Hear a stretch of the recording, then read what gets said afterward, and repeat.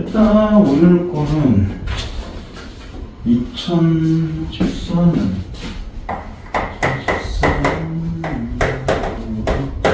문제점 그리고 이게 우선율이 높았던 우선율이 가장 높은 건 41번 41번의 우선율이 가장 높았습니다. 일단 먹어서 그다음에 39번 오답률도 좀 높아요. 이건 해석이 잘 안 된 것 같고 여기는 그러니까 30과 39 둘 다 오답률 높아요. 해석이 안 됐다는 얘기인 것 같고 그다음에 비문학과 오답률 제일 높았던 거가 29번 이거 오답률 다 넣었습니다. 일단 비문학 문법은 오답률이 높은 데는 크게 없기는 한데 근데 형태성 문제 지금 계속 나오잖아요, 그죠? 그러니까 뭐 11번 같은 경우 지금 계속 나오는 문제이기 때문에 11번, 13번이 지금 문제가 계속 연결되어 있죠, 그죠? 이런 얘기. 문법은 크게 봐야 될 문제가 어떻게 느끼는데 11번? 하고 14번 이렇게 두 개만 문법이에요. 두 개만 봐도 될 것 같습니다. 네. 혹시 11, 14 제외하고 더 질문할 거 있나요? 문법에서? 자, 이렇게 두 개만 볼게요. 자, 11번 다음은 받침 발음에 대한 의문 해결한 것이다. 기억과 니에 들어간 내용 활짝 적어진 것은 의문 옷의 경우 옷의 받침 시옷 뒤 음절 첫 소리로 여는데요. 연음은 교체 탈락 추계 첨가가 아닌 건 알죠 이제? 옷에로 발음된 데 비해서 옷 안은 왜 옷 단어로 발음될까? 그러면 지금 차이가 있네. 그죠? 이렇게 11번을 갖고 볼 때 옷에 이렇게 나올 때는 옷에로 발음돼서 연음되는 거고 옷 안을 보면 이거 오단이잖아요. 이것도 연음된 거 맞긴 하죠. 하지만 이거는 반드시 뭘 거쳐야 돼? 이렇게 된 상태에서 이렇게 가는 거니까 얘는 뭐가 들어가? 음절의 끝소리가 한번 겹쳐서 연음되는 거고 얘는 뭐 때문에 모르겠지만 바로 연음되는 차이가 있죠. 자, 그게 이제 활동에 나오죠. 교과서에서 관련 내용을 찾아본다. 자음으로 끝나는 말 뒤에 모음이 시작되는 형식 형태가 올 때는 음절의 받침을 그대로 비음절의 첫 소리로 옮겨 발음하는데 다만 모음으로 시작되는 실제 형태가 연결된 경우에는 대표랑 바꾸어서 디음절 첫 소리로 발음합니다. 여기 때문인 거네. 이건 뭐야 그러면? 형식 형태소죠. 형식 형태소가 올 때는 바로 올린다. 안은 실질 형태소죠. 실질 형태소가 올 때는 대표형을 바꾸고 올린다. 이 차이가 있는 거잖아요. 그러면 정답 1번밖에 나올 게 없는데요? 오단을 받는 이유는 옷 안에 아니 예고와 달리 즉 조사와 달리 명사니까 실질 형태도 있기 때문이야. 이 원리대로 본다면 숫 위도 똑같죠. 숫 위 같은 경우도 이거 뭐예요? 실질 형태도잖아요. 왜냐면 똑같이 명사니까. 그러면 처음에 뭐 해야 돼? 이렇게 해야죠. 왜냐면 이거 피읍 자체는 음절 끝소리 규칙으로 바꿔줘야 되는 거니까. 그리고 나중에 내가 이런 식으로 올리게 되죠. 최종번호는 이렇게. 정답 1번 나오네요. 이건 뭐 별로 어렵진 않은데 일단 그렇다. 그런 거고. 왜요? 원서? 어쭈 초딩이. 자, 그럼 14번도 같이 보세요. 자, 밑줄 친구분에 해당되는 것만을 골라서 있는 대로 골라주세요. 하나의 문장이 문법적으로 완전한 문장을 이루기 위해서 서술어가 반드시 요구하는 문장 성분을 갖추어야 한다. 이때 대상이 되는 문장 성분은 주어 외에 목적어, 보어, 필수 부사가 있다라고 하는데 이거 철수는 어제 민규에게 책을 들어줬다. 철수는 어제 민규에게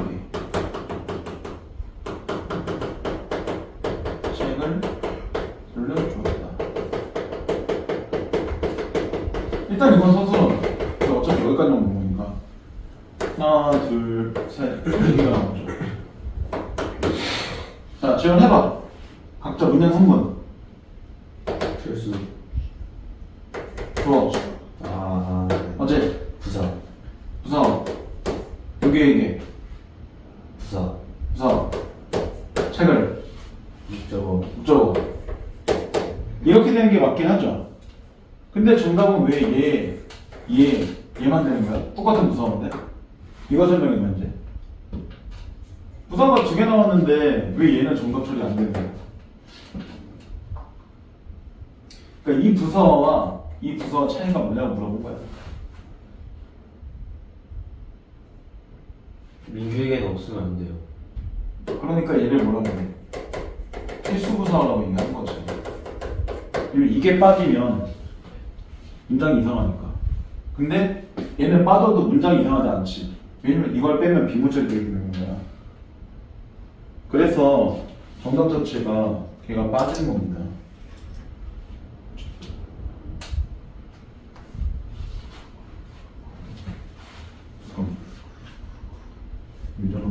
왜? 어? 저랑 친해지면 안 돼요? 어? 지금 안 돼요. 어딘데? 저요? 저 당초로 뭐라고? 장우처. 처음까지 갔어요. 뭐라고? 아니 지금 문제 하고 있어요. 어. 아 저 그럼 지금 갈게요. 네. 네. 우리가 다 얘기해보면 어쨌든 그래서 부서 자체가 끊어졌는데 이거 다시 뭐가 몰라 일단 얘 자체는 그래서 뭐가 아니야? 필수 부서가 아니에요.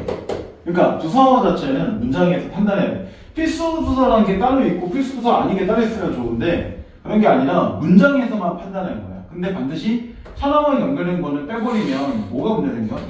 누구한테 책을 돌려줄지가 알 수가 없는 거잖아. 그래서 시간과 관련된 건 필수 부서가 아니지만 하나만 연결된 것들은 통상적으로 필수 부서가 된다. 요거만 기억하면 됩니다. 근데 이거는 지금 문장 자체가 생각보다 되게 쉬운 게 문장 자체에서 되게 복잡한 게 없으니까. 근데 이거 대신에 원래 뭐가 들어가야 돼? 원래 정확하게 보면 이게 들어가야지. 다 대신에 지금 는을 쓴 거잖아. 그러니까 이 는 자체는 보조사잖아요. 이 보조 나올 때 어떤 격조사를 바꿀 수 있는지를 판단해야 돼. 왜냐면 이렇게 나올 수 있잖아. 예를 들어 하나 보면 켈스는 어제 이것만 예를 들어 민규에게 책은 돌려주었다. 이렇게 나올 수도 있잖아. 그럼 이것도 의도적으로 지금 뭐 한 거야?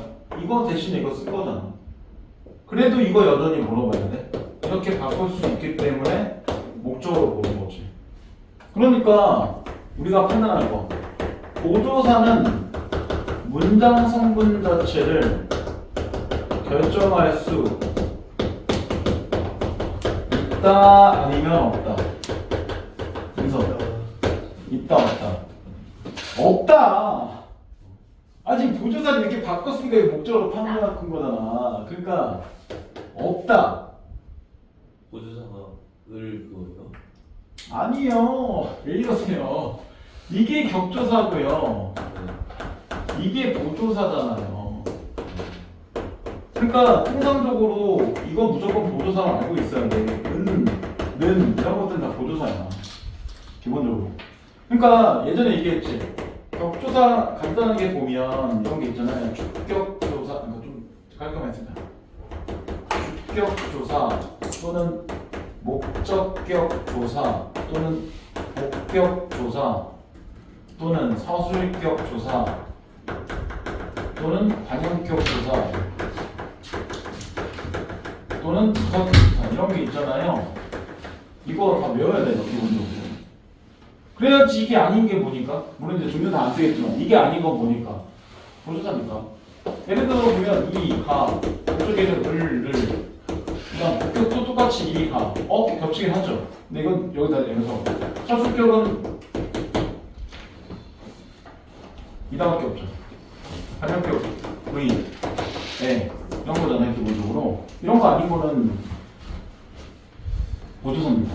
그러니까 보조사는 문양 성분이 결정할 수 없어요. 왜냐면 이것도 이게 결정하는 게 아니라 다 이렇게 값이 있기 때문에 이거 조합을 보는 거잖아요. 이건 이제 판단하는 게 좀 필요하다는 거고. 근데 이제 이거 하는 이유가 뭐냐면 조사 문제는 어쨌든 생각보다 되게 잘 나와요 기본적으로. 그렇기 때문에 이거 어느 정도는 외우고 있어야 돼요. 완전 어떻게 까먹었어요. 몇 번이죠? 13번. 13번 했어요? 할게 13번 할게. 오케이. 난 13번까지 볼게요. 근데 다 오늘 온 거야? 너 어디 있다 오늘 지금 온 거야? 저 수학학원이 상관없어. 일단 다음 주까지는 뭐. 자, 13번을 보면 이렇게 나오죠. 보기 1을 바탕으로 보기 2를 이해하는 적절히 아는 거예요. 확률 맞춤 뽑은 표준어는 소리 나는 대로 어때? 어법에 맞도록 하면 원칙을 하고 있다. 그러니까 소리대로 적는 걸 뭐라 그래? 몇 번 얘기했던 소리대로 적는 거를 표음주의라고 얘기하는 거잖아요. 그리고 어법대로 한다는 게 표의주의이지. 예를 들어 밤이라고 하고 실제로 표기도 밤이라고 한다면 이거는 표음대로 맞춘 거잖아요. 근데 밤이라고 쓰고 발음은 실제로 밤이죠. 이렇게 되는 게 어법대로 맞춘 거잖아요. 이해됐죠? 자, 표준어 소리대로 적는다는 것은 표준어의 발음대로 적는다는 의미이다. 그런데 이 원칙만을 적용하기 어려운 경우도 있다. 예를 들어 꽃이란 단어의 경우는 꽃, 꽃이, 꽃나무 소리대로 적으면 꽃이 꽃나무가 되는데 이와 같이 적으면 뜻이 얼른 파악되지 않고 독성 능률도 떨어질 수 있다. 그래서 꽃처럼 형태수의 본 모양을 밝히어 적는 방법, 어법에 맞도록 한다는 원칙이 하나 붙은 것이다. 왜냐면 예를 들어서 꽃이 좋아 이러면 이게 플라워를 의미하는 건지 어느 꽃이 얘기하는지 알 수가 없잖아요. 그렇기 때문에 일부러 얘는 따로 하면 아 이거는 플라워고 이거는 어묵이구나 이런 식으로 확인되는 게 있잖아요. 그래서 말 그대로 뭘 얘기하는지 헷갈릴 것 같아서 현대국어에서 표의주의 원칙이 추가된 것이다 이런 얘기예요. 중세국어는 표의가 원칙이 아니긴 하니까요. 그럼 1번 거리는 발음대로 적은 게 맞죠. 왜냐면 이거 발음과 표기가 똑같으니까요. 그 다음 좁히다 이거 어떻게 적어야 돼? 당연히 적을 때는 좁히다라고 적을 거잖아요. 그러니까 딱 봐도 뭐예요? 표의주의죠. 그럼 원칙대로 적은 거, 어법대로 적은 거죠. 그러니까 2번 좁히다는 어법에 맞도록 적은 것이다. 맞아요. 세 번째 넘어는 본 모양을 밝혔다고 했는데 넘어의 기본형이 뭔데? 넘다죠. 그러니까 원래는 이거잖아요. 그죠? 근데 이대로 안 적고 지금 어떻게 적었어요? 이렇게 적었죠. 적는 것 자체를. 그러면 본 모양을 밝혀놓은 게 아니네. 본 모양을 안 밝혀놓은 거네. 그죠? 그러니까 정답 3번. 그러니까 이 문제 약간 애들이 힘든 건 뭐냐면 발음을 잘 안 줬으니까 문제에서. 최소한 이 정도는 발음할 수 있잖아 니네. 이런 거예요. 그 다음 네 번째 같다. 이거는 독서 능력을 올리기 위한 표지다. 그게 뭔데 다른 말하면 어법대로 하는 거죠. 왜냐면 어법대로 하는 게 분명히 보기 1에서 뭐라 그랬어? 독서 능률이 떨어지지 않거나 또는 의미를 파악하기 쉽게 하기 위해서 이렇게 어법대로 한 거잖아요. 그러니까 얘는 독서 능률 자체를 올리기 위하거나 아니면 의미 자체를 파악이 쉽게 하기 위해서 쓰는 거다라고 얘기했잖아요. 지금 보기 1에서. 그러니까 4번 당연히 독서 능률을 올리기 위한 표기이다. 이게 맞아요. 그럼 왜 독서 능률이 올라가? 뜻이 잘 파악되니까. 그 다음 마지막 이건 뜻을 파악하기 위한 것이다. 그렇죠. 왜냐면 원래는 이렇게 하고 실제로 발음을 우리가 이렇게 할 수 있어야 없어요? 이거 발음 이렇게 할 수 있어 없어? 이렇게 발음 못하죠. 왜냐면 이거 니네 발음할 수 있어? 격받치면 발음이 안 되니까 이거 읽기 이런 식으로 하고 얘 탈락한 거잖아요. 그러니까 얘를 실제로 이렇게 적은 거 자체가 어법대로 한 거잖아요. 그러니까 맨 마지막 뜻을 파악하기 쉽게 하기 위한 표기가 맞는 얘기죠. 그래서 5번도 정답 아니에요. 만약에 이거를 읽기 이렇게 읽었으면 이게 읽기를 잘못 쓴 건지 이걸 쓴 건지 알 수 없는 문제가 생기는 거니까. 이해됐죠? 그러니까 이번에 보면 그게 좀 많이 나오긴 했어요. 그 발음법에 관련된 문제가 좀 많이 나오긴 했고. 자, 그 다음 이제 질문한 문제 있으면 하세요. 혹시 13번의 답이 뭐죠? 잠깐 3번. 3번이라고 방금 얘기한 거잖아요. 그래서 너머는 밝혀졌지 않았다. 보면은 왜냐면 너무 라고 적어야 밝혀졌는 거니까. 오케이?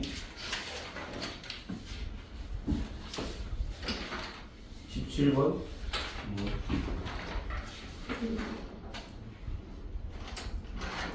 예? 아 17번 하다고요? 예. 예. 아 이것들이 지금 하나씩 책을 안 갖고 오고 뭐 일단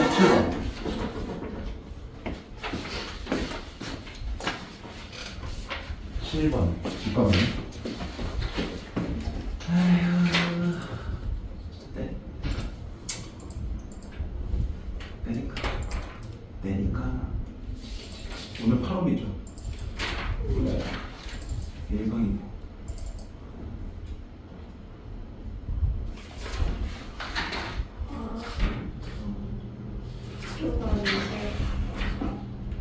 예?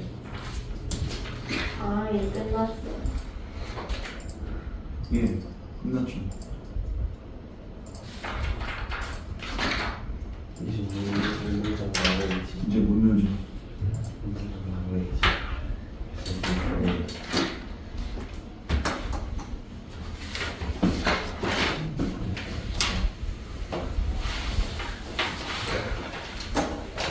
자, 17번 해도 돼? 17번 빼놓고 혹시 더 질문할 거 있나? 일단 17번.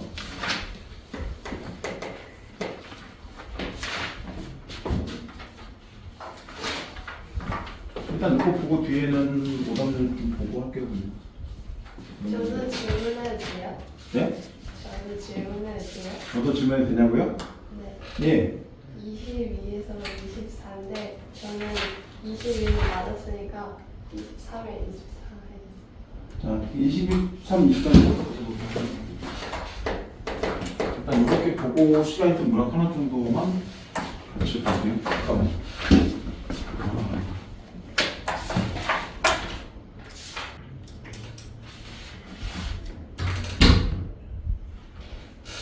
자, 17번 봐보세요. 네. 7번을 보시고 7번에 보면 그렇게 나와 있긴 하죠.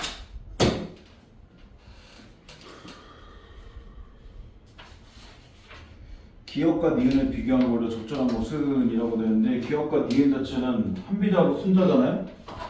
그래서 지금 보면 기역의 한비자라고 나오고 니은 자체가 순자잖아요. 자, 얘네들은 일단 그 세 번째 문단을 봐보세요. 자, 한비자 이러한 통치 철학이라고 되는데 사실 이러한 통치 철학은 그러면 그 위에 있죠. 그래서 이 문단을 안 볼 수가 없어요. 그래서 이 문단과 선문단은 좀 같이 보세요. 자, 법이란 군주가 신하를 포함한 백성을 통제하는 공개적이고 구체적인 규칙으로 형법적 측면이 강하며 군주로부터 권위를 부여하는 신하가 집행한다. 법은 세를 바탕한 군주를 제외한 어느 누구에도 예의 없이 적용되어야 하는데 이때 세란 군주란 자리가 가진 절대적 권위를 의미한다. 그리고 수리란 군주가 신하들을 지배하는 방법으로 평소 신하들의 언행에 대해서 정보를 수집해서 가슴속에 넣어두고 활용하는 것이다. 수리 효과를 거두기 위해서는 신하들이 술을 누추채지 못하도록 하는 것이 중요하고 한비자는 군주가 법수의 술에 세 가지를 다스려야 한다고 국가가 부과한다고 모았다. 한비자는 이러한 군주에 대한 통치 철학은 스승의 순자가 주장한 성화설에 영향을 받은 것이다. 그러면 한비자 자체도 성화설이고 순자도 성화설이라는 얘기네요. 그죠? 성화설이 뭔지는 알죠? 오케이.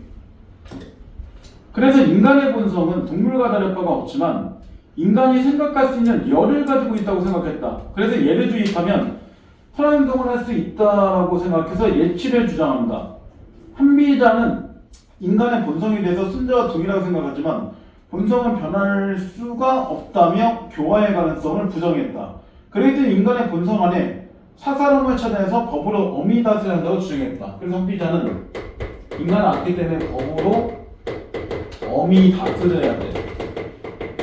이렇게 생각을 한 사람이고 순자 자체는 인간의 이런 거는 뭐 할 수 있다? 바꿀 수 있다. 그래서 얘란 걸 기본적으로 하면 기본적으로 인간 자체가 선한 행동도 가능하다.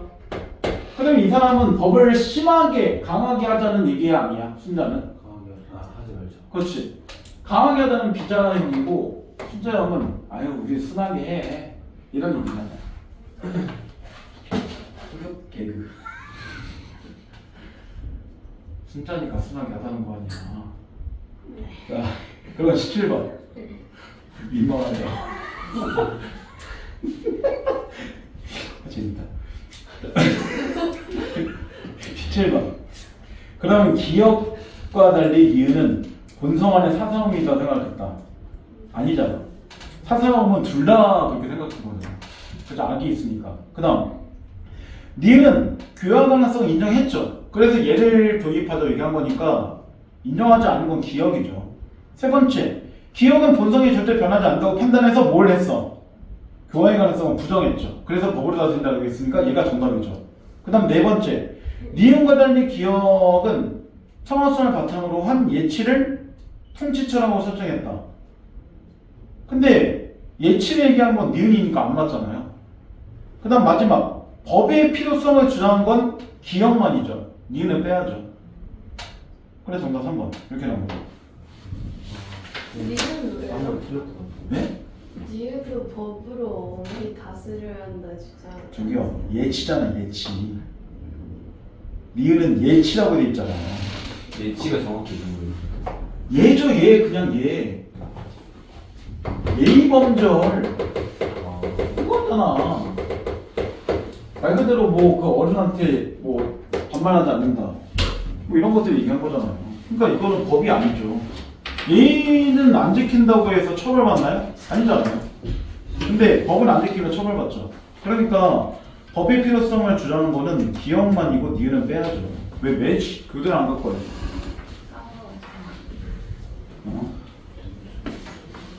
자, 그 다음 뒤에 있는 사회 좀 넘어가. 24. 자, 이거는 지금 전체를 한번 볼게요. 지금 뭐 길지는 않은데 전체 보고 가야 되는 문제라서. 자, 22번. 보기 전에, 그 이상 보기 전에 그 첫 번째 문단. 콩나물의 가격 변화에 따라 콩나물의 수요량이 변한다는 것은 일반적 현상이다. 쉽게 가면 이런 거잖아. 이 정도 알죠, 우리가? 만약에 가격 자체가 물건 자체의 가격이 올라가거나 물건 가격이 내려갈 수 있잖아요. 올라가면 수요는 이전보다 어떻게 된다? 내려간다. 반대로 내려가면 수요는 이전보다 증가한다. 이 정도는 알고 있죠. 그 얘기를 한 거예요 지금. 그러나 콩나물 가격은 변하지 않는데도 수요량이 변할 수 있다. 이상한데? 가격이 변하지 않는데 갑자기 수요량이 변해. 이건 일반적인 이 형태하고 안 맞잖아요. 그죠? 말 그대로 이런 얘기잖아. 물건 자체의 가격이 이렇게 가도 수요량 자체가 이렇게 될 수도 있고 상황에 따라 이렇게 될 수 있다. 이 얘기잖아 지금. 근데 이걸 설명하는 지문이겠죠. 자, 시금치 가격이 상승하면 소비가 되는 시금치를 콩나물로 대체할 수 있다. 그러면 콩나물 가격은 변하지 않는데도 시금치의 가격 상승으로 콩나물의 수요량이 증가할 수 있다. 대체적으로 삼는 거니까요. 또는 콩나물이 몸에 좋다는 내용의 방송이 나가면 콩나물 가격은 변하지 않음에도 불구하고 수요량이 급증할 수 있다.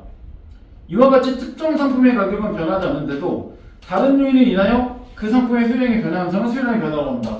그러면 물가가 일정한데도 이렇게 일정한 상태인데도 수요량이 이만큼 왔다 갔다 하는 그 이유는 뭐 때문이다? 외부 요인 때문이다. 이거잖아. 얘가 원인이고 얘가 결과죠. 외부에 또 다른 요인이 있으면 물건 가격이 일정해도 수요량은 변할 수 있어요. 이런 거죠. 콩나물 좋아요 몸에. 콩나물 많이 먹으면 키 커요. 얘봐요. 콩나물 안 먹으니까 그냥 욕먹이잖아요. 나하고 학기도 키가 요새 너무 컸어요. 맞아, 콩나물 야채를 안 먹어요. 이런 고기 소년 야채를 드셔야지. 저는 그냥 싸먹지도 않고 그냥 막 씹어먹는데 채소가 몸에 좋은 거예요. 오년 많이 먹으면 몸에 기름 껴요. 진심. 그래서 피가 맑아지기 위해서는 채소도 좀 섞어 먹어야 돼요. 자, 두 번째, 이런 수율량의 변화는 소비자의 소득 변화에 의해서도 발생할 수 있다. 그렇죠. 왜냐면 내가 이전보다 소득이 증가돼. 그럼 물건 더 살 수 있잖아. 일정에도. 그런 것도 있다죠. 뭐라고 좀 딴짓하지 말고 왜 얼굴 뭐 뜨거워도 손이 시려. 손이 시 겨우 있다는데. 수정내증이 있어서. 자, 예를 들어 스마트폰의 가격이 변동이 없음에도 불구하고 소득이 증가하면 스마트폰에 대한 수요량이 증가한다. 그럴 수 있죠. 내가 예전보다 소득이 증가했어. 그럼 좀 더 비싼 스마트폰으로 갈아탈 수 있는 거잖아요. 예를 들어서. 반대로 소득이 감소하면 수요량이 감소합니다. 이처럼 소득 증가에 따라 수요량 자체가 증가하는 재화를 정상재라고 얘기한다. 그래서 두 번째 문단이 얘기하죠. 말 그대로 내 소득 자체가 증가되면서 수요 자체도 증가돼요. 그런 거를 정상재라고 얘기한다. 왜냐면 이거 그대로 생각하는 거하고 똑같은 거니까요. 우리 중에 있는 대부분의 물건들은 정상재이다. 그런데 소득이 증가하면 오히려 수요량이 감소한 재가 있는데 열등재라고 한다. 즉 소득 자체가 증가되는데 수요 자체가 내려가는 물건도 있어. 그리고 이런 것들을 우리는 열등재라고 한다 해서 두 개에 대한 정의를 내렸죠. 예를 들어 용돈을 받아 쓰던 학생 때는 버스를 이용하다가 취직해 소득이 증가해서 자가용을 타게 되면 버스에 대한 수요는 감소한다. 이 경우 이 사람한테는 열등재다. 그러면 이 정상재와 열등재는 사람마다 각각 다르다. 이게 뭐야? 다르다. 다를 수 있다는 거죠. 물론 같은 것도 있을 수도 있겠지만 왜냐면 사람마다의 소득들은 각자 뭐니까 달라질 수 있으니까. 말 그대로 내가 많이 안 벌면 여전히 자가용이 아니라 버스를 그냥 이용할 수도 있는 거니까요. 선생님, 네? 자가용의 반대말이 뭔지 아세요? 예? 자가용의 반대는 뭐예요? 버스인가요? 여기 들어온 버스죠? 커요. 예? 예. 웃기네요.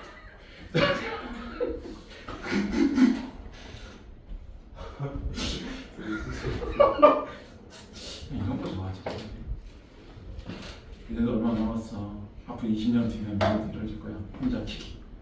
내가 가끔 그래서 유튜브에서 SNL 그 안리개그 보면서 혼자 재밌어하잖아. 말투가 이상한 쳐다. 왜 저러지 이거. 자, 세 번째. 그런 정상재 열등재는 수요의 소득 탄력성을 설명할 수 있는데 소득 탄력성이란 소득이 1% 변할 때 수요량의 변화 정도를 의미한다. 그럼 탄력성에 대한 정의 나왔죠. 탄력이란 말 자체가 늘어나고 줄어들고 얘기하는 거잖아, 통상적으로. 그래서 소득 탄력성이 양수인 재화는 증가할 때 수요량도 증가하기 때문에 정상재이다.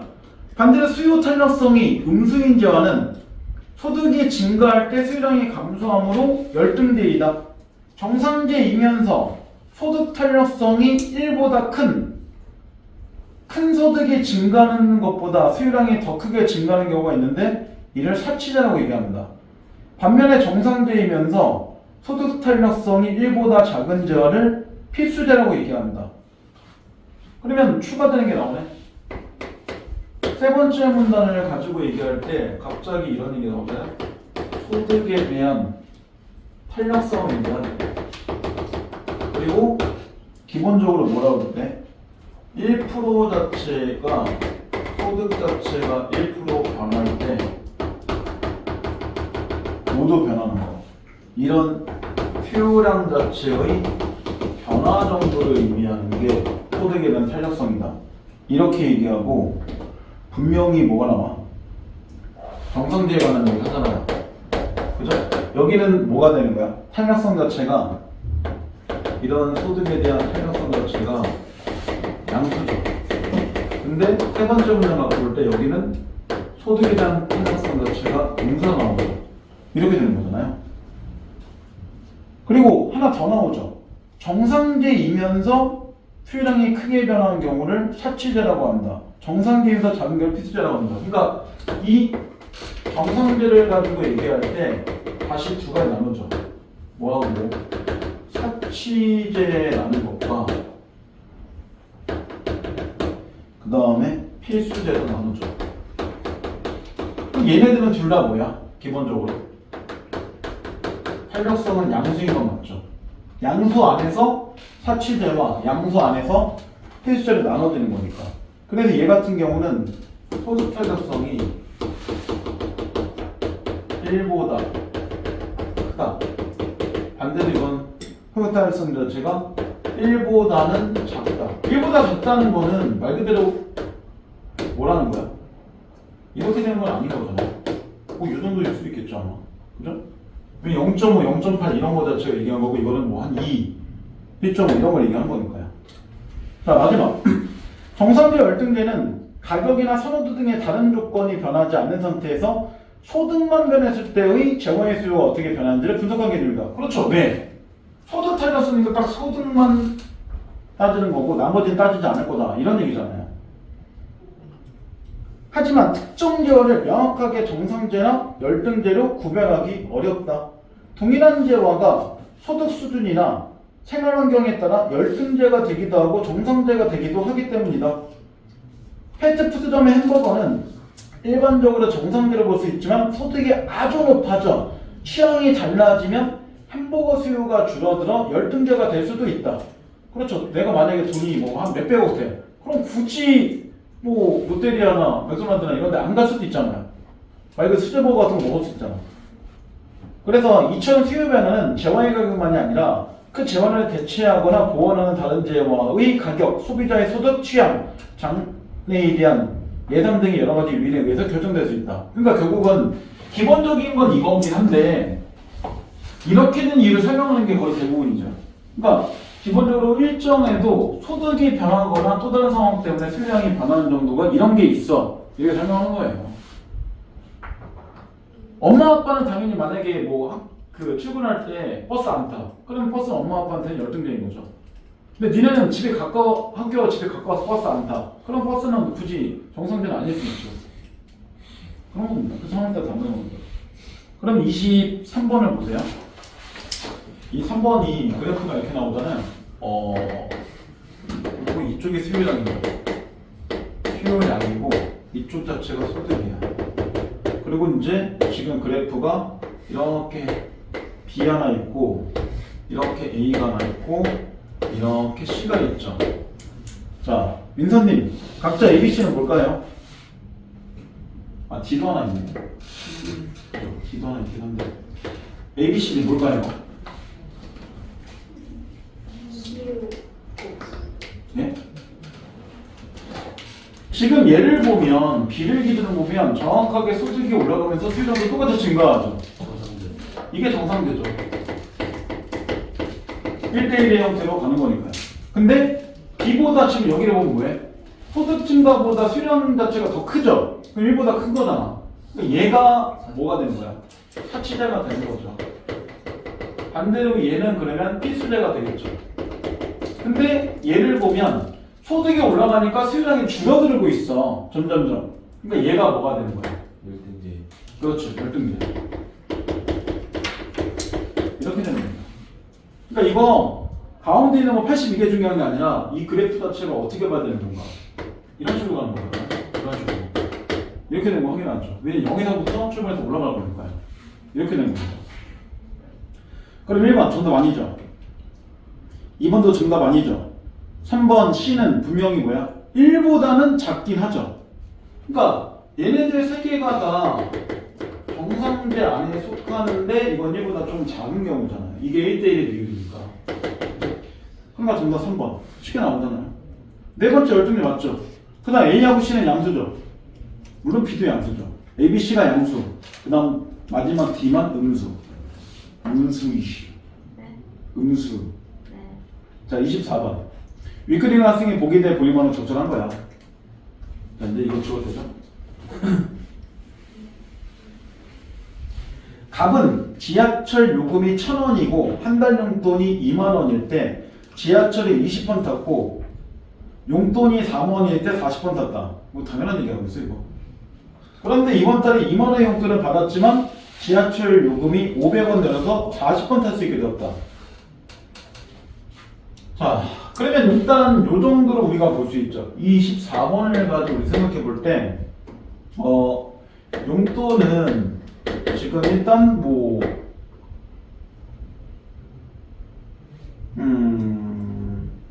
2만원 그리고 4만원 이고 다시 또 2만원 이렇게 세 가지 경우가 나왔잖아요.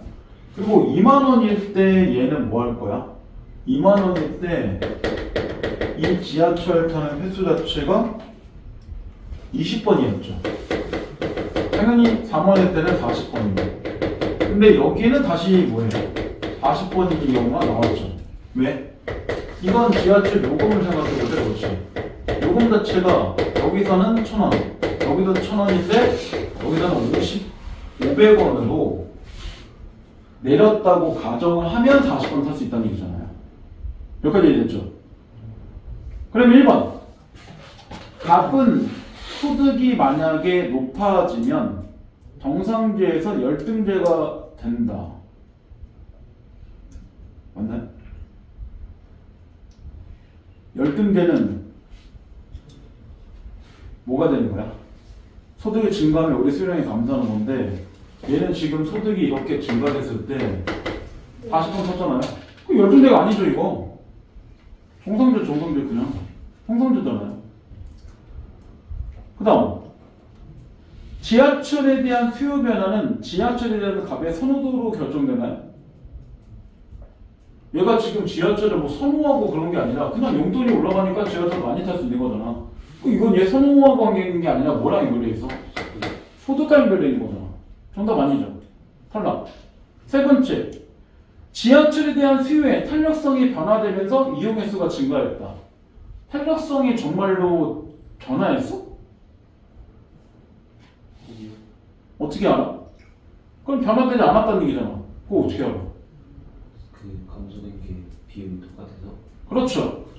예를 들어서 이게 그런 거잖아요. 뭐 만약에 40번 자체를 탔던 거를 20번 자체하고 연결시키거나 그리고 실제로 원래 20번 타는 건데 40번 늘어났으니까 이걸 빼주는 거고 또는 용돈 자체가 원래 2만 원이었잖아요.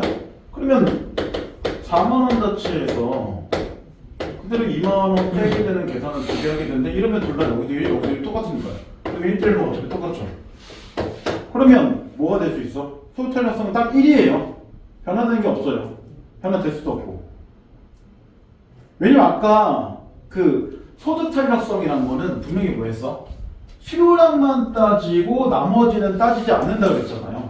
그러니까 당연히 수요량 자체, 즉 소득에 대한 것만 고려하고 나머지를 고려하지 않는다고 나오죠. 네 번째 문단 그래서 시작할 때 나오죠. 가격이나 선호도 등의 다른 조건이 변하지 않은 상태에서 소득만 변했을 때 소득만 이렇게 변했을 때만 빠진다라고 하는 거니까 소득 제외한 나머지는 이렇게 빼주는 거죠. 결국은. 그러니까 1대1로 똑같이 나올 수밖에 없어요. 근데 이렇게까지 안 해도 기본적으로 여기 자체가 되면서 이렇게 되는 것만 생각해도 1대1로 나오는 게 정상적이긴 해요. 근데 눈에 보일 때는 그렇다는 거고. 그러니까 정답이 3번도 아니에요. 그 다음 네 번째.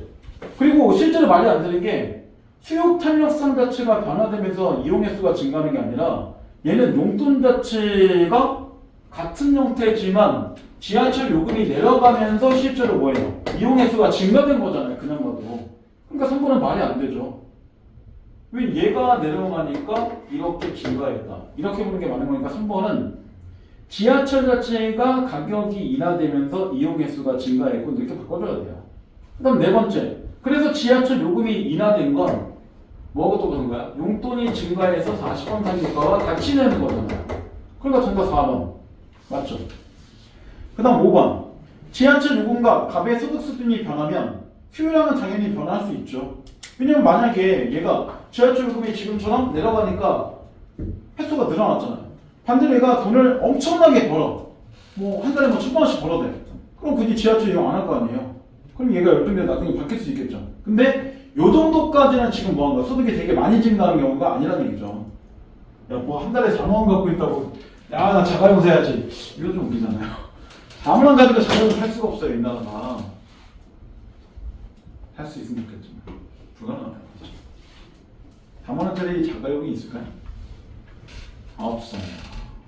4만 원짜리. 중고도 4만 원짜리는 없어요. 감사합니다. 자, 문학을 하나만 볼게요, 우리는. 시간상. 고점 그 38부터 39, 거기를 볼게요. 이 두 개만 보겠습니다. 자, 이거는 어부단가라고 해서 어부에 관련된 짧은 얘기인데 생각해봐. 작가님 나왔지? 작가님 나왔다는 건 이 사람 신분이 뭘까요? 노비. 양반. 양반이라고 해도 노비가 왜 여기 이름이 나오니까? 아니, 야, 이름 나오면 사대부라니까 무조건. 야, 노비를 어떻게 알아 우리가? 뭐 김말동 뭐 이런 사람들을 알 수가 없잖아. 그러니까 노비는 아니에요, 절대로. 이름 나오는 거 무조건 사대부예요. 그래, 하나 생각할 게 있지. 사대부가 왜 어부짓을 해, 진짜로? 진짜 어부짓 잘하진 않잖아. 그러니까 이거 어부는 직업이 어부가 아니란 얘기야. 이 정도는 좀 상식적으로 알고 계세요. 그래서 통상적으로 사대부에 나오는 어부의 이야기는 자연친화적 계열이 되게 많아요. 진짜 어부 잡는 얘기는, 그러니까 고기 잡는 얘기는 안 할 거라는 얘기죠. 자, 처음 이 중에 신임이 없으니 어부의 생이다. 딱 봐도 이상하잖아. 어부의 생이 왜 신임이 없어? 고기가 안 잡히면 신임이 생겨야 되는데, 그죠? 한 조각의 배를 파도 위에 띄워두고 인간 세상을 잊으니까 날이 가는 줄 모를 정도로 즐거워 라고 얘기하죠.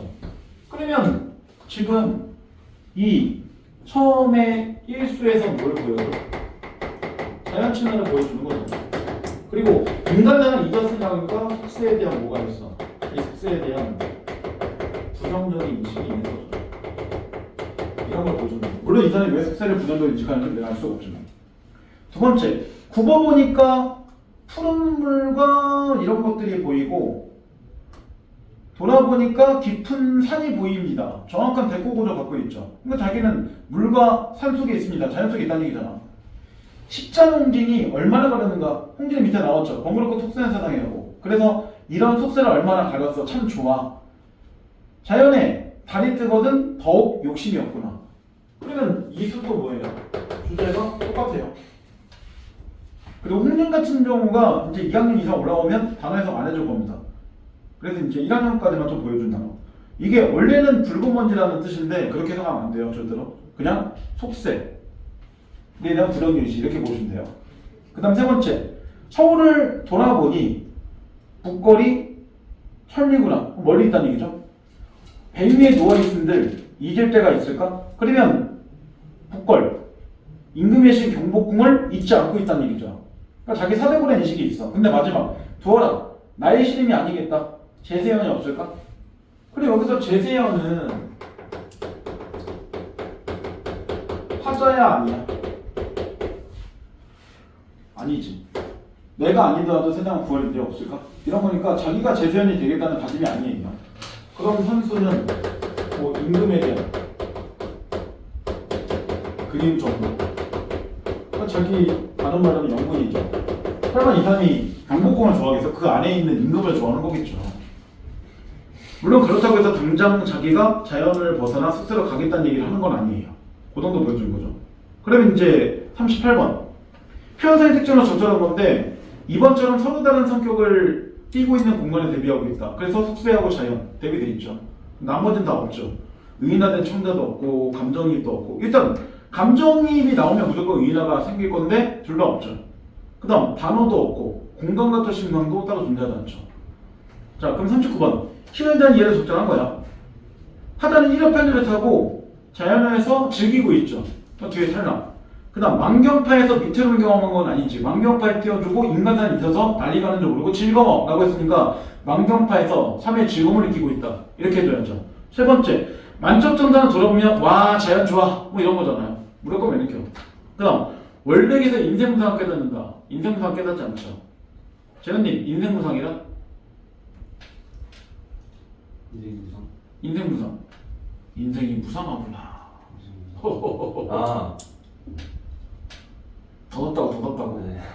인생 자체가 유한해 더덥다고. 근데 이 사람은 자기 인생 자체가 유한하고 더덥고 이런 얘기 자체가 없잖아요. 그러니까 월백한 풍경을 보고 좋아하는 거죠. 잘 떴어. 너무 좋아요. 왜냐면 무심이라는 게 마음이 없다는 게 아니라 욕심이 없다는 거니까. 그러니까 결국은 달을 보면서 무욕적 삶에 대한 얘기를 떠올리고 있는 거죠. 그러니까 이 사람이 자연을 찾아가는 거는 뭐 마음의 즐거움을 얘기한 거지 물질적 풍요를 얘기한 게 아니에요. 그럼 마지막 재세연을 떠올려 근심을 벗어나간다. 왜? 재세연이 나한테도 있을 거니까 내가 굳이 임금 걱정 안 해도 돼 이런 거잖아. 그러니까 재세연 떠올리면서 임금에 대한 근심을 자기 스스로 벗어나려고 한다. 이렇게 되는 거죠.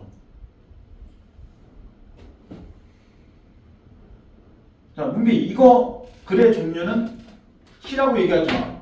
시 중에 뭐냐고 물어보는 거니까. 시 중에 뭘까요? 고려시가. 저 고려시가라는 글의 종류는 없어요. 고려가요겠죠. 그리고 고려가요 아니에요. 딱 봐도. 네. 고려가요는 후렴구가 있거나 그랬는데 얘 후렴구가 없잖아요. 네. 뭘까요? 부모님? 두 글자. 아, 시죠. 시도 딱 세 줄씩밖에 없잖아. 초장, 중장, 중장. 연시죠, 연시죠. 오케이? 자, 여기까지 할게요. 혹시 더 질문할 거 있을까요? 아니요. 네. 알겠습니다. 너무 민지하게 빨리 얘기하시네. 알겠습니다.